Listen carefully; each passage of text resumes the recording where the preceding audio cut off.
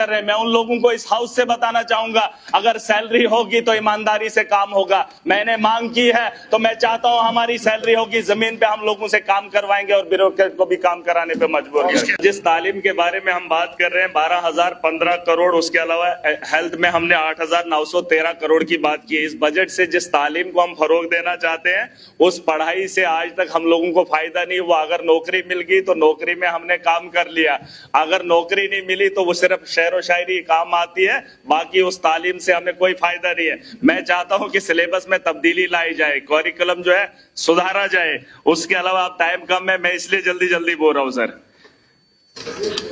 हम चाहते हैं कि अपग्रेड स्कूल होने चाहिए। जो प्राइमरी है वो अभी तक प्राइमरी है, अपग्रेड करना बड़ा जरूरी है।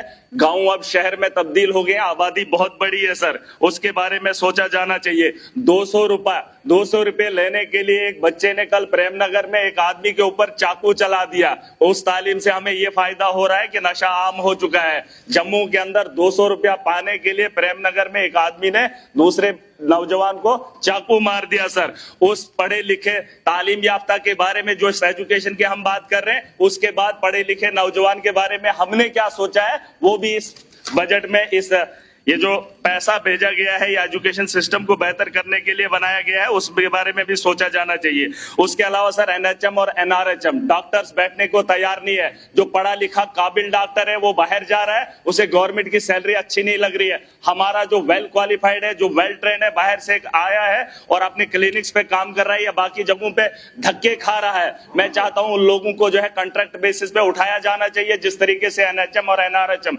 जब से ये स्कीम आई है, जब से ये लोग आए हैं, हमारे पहाड़ी इलाकों में थोड़ी सी राहत हुई है। गुंदना के अंदर एक्सीडेंट हुआ, मैंने मैडम साहिबा को बोला, चिट्ठी लिखी, वहां पे एक्सीडेंट हुआ, रात 5 बजे का गालबन वाकया था, डॉक्टर वहां पे तैनात नहीं था। फिर जब हंगामा हुआ तो 15 लोगों के ऊपर एफआईआर लगाई गई। जब डॉक्टर वहां पर बैठते नहीं है तो एडमिनिस्ट्रेशन कार्रवाई करती है। जब लोग हंगामा करते हैं उनके खिलाफ तो लोगों के खिलाफ कार्रवाई होती है, डॉक्टर के खिलाफ नहीं। मैं बोलना चाहता हूं कि अगर वो वहां पर नहीं बैठेंगे तो उनके खिलाफ कार्रवाई कौन करेगा। मैंने मैडम को ऑलरेडी चिट्ठी लिखी है। पीएचसी का 20,000 की आबादी सर, गुंदना का इलाका है, 20,000 की आबादी है, लेकिन वहां पर एम्बुलेंस नहीं है। उसके अलावा मैं बात खत्म करूंगा सर, सोशल वेलफेयर की बात है। इन्होंने बड़े किस्से सुनाए बुजुर्गों के लिए, इन्होंने स्कीमें लाई, लेकिन 3-4 साल से मैं देख रहा हूं कि सिर्फ फार्म भरे जा रहे हैं, पेंशन नहीं आ रही है। और जो सर अपाहिज हैं, जिनके पैर कटे हैं, जिनके बाजू कटे हैं, उनको 2000 से गुजारा नहीं होगा, क्योंकि वो रोजमर्रा की जिंदगी में जी नहीं पाएंगे। उनके उसमें भी इजाफा होना चाहिए। बाकी सर मैं चाहूंगा कि बीजेपी को वक्त मिलता है, एनसी को वक्त मिलता है, कांग्रेस को मिलता है, मुझे भी वक्त का ख्याल किया जाए ताकि मैं भी वक्त पे बात करूं और जो आपका सेशन होगा उस सेशन में अपना भी योगदान दे। हाँ, सीडीएफ का भी सर ख्याल रखा जाए।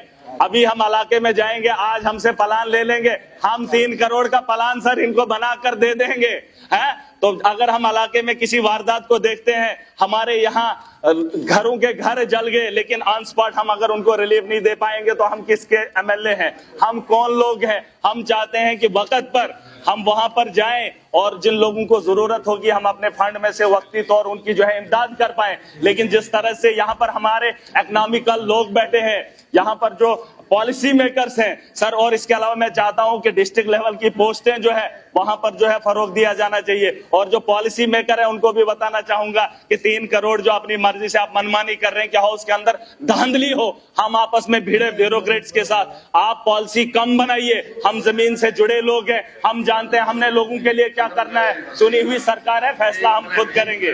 और सैलरी तो बोला सर, ये सैलरी के बारे में भी डिमांड है, एक रेजोल्यूशन है, जरूरी है। किसी ने कहा था कि ये लोग अपनी सैलरी की मांग कर रहे हैं, बहुत सारे जम्मू कश्मीर के लोग देख रहे हैं, नौजवानों ने कहा कि एमएलए अपनी सैलरी की बात कर रहे हैं। मैं उन लोगों को इस हाउस से बताना चाहूंगा, अगर सैलरी होगी तो ईमानदारी से काम होगा। मैंने मांग की है तो मैं चाहता हूं हमारी सैलरी होगी, जमीन पे हम लोगों से काम करवाएंगे और ब्यूरोक्रेट को भी काम कराने पे मजबूर करेंगे। हमारी आज की कार्रवाई खत्म होती है।